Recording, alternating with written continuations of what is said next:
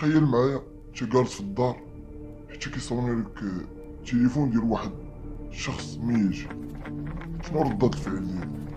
السلام عليكم اصدقاء والصديقات، كنتمنى تكونوا بخير وانتم كتشاهدوا في هذا الفيديو هذا. سنة سعيدة والله يجعل 2023 تدخل عليكم بالهنا والراحة والسرور والمزيد من التألق، ونتمنى شي حاجة الله يعطيها له. ونبداو القصة على بركة الله. خليكم مع الانترو.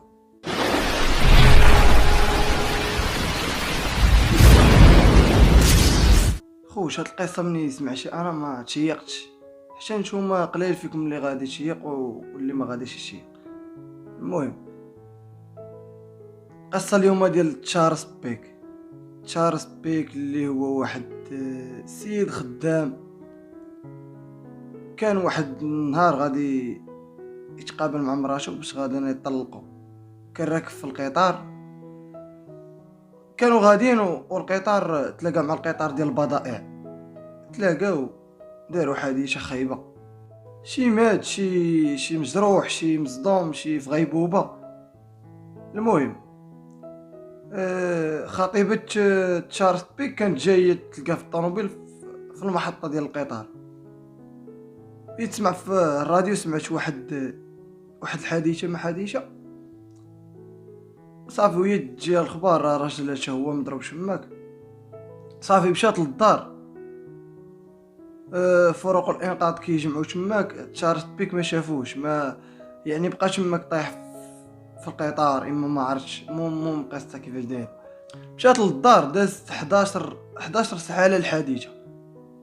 هو يصوني لها راجلها بالهاتف ديالو، صونا لها، كتجاوب، كتلقى، كتسمع والو، كتسمع الخشخشه وداك الشيء بحال في شي غابه. ما كيجاوبها ما والو، وكيقطع. ملي بغيت تصوني له هي، كيحول لها كيقول لها راه التليفون طافي. يعني ما عرفتش واش كيطفي التليفون ولا التليفون كيطفى بوحدو. هادشي جاها غريب. كتقول كيفاش البلان عندك يكون راجلي باقي حي ومشى لشي بلاصه مخزون وباقي حي وكيتصل بيا.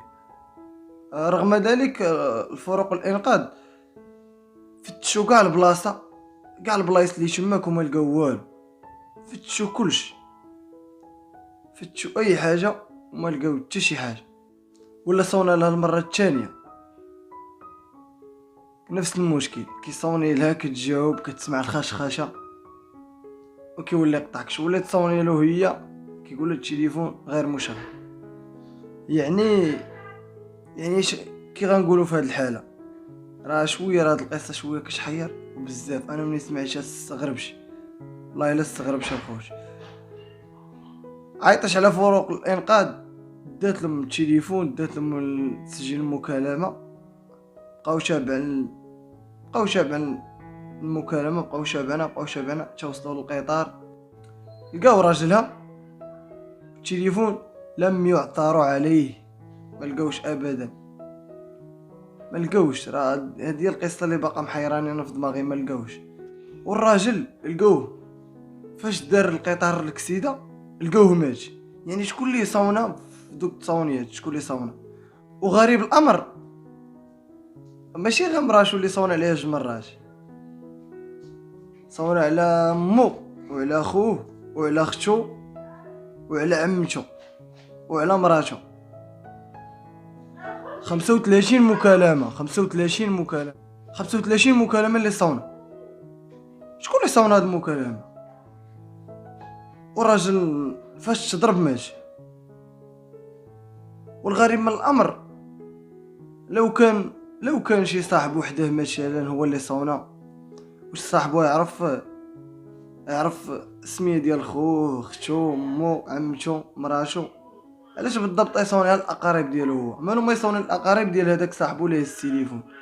الغريب في الامر وهادشي شويه ما باش يدخل لي راسي، وشويه جاني شي بيزار. وهي قصه زوينه،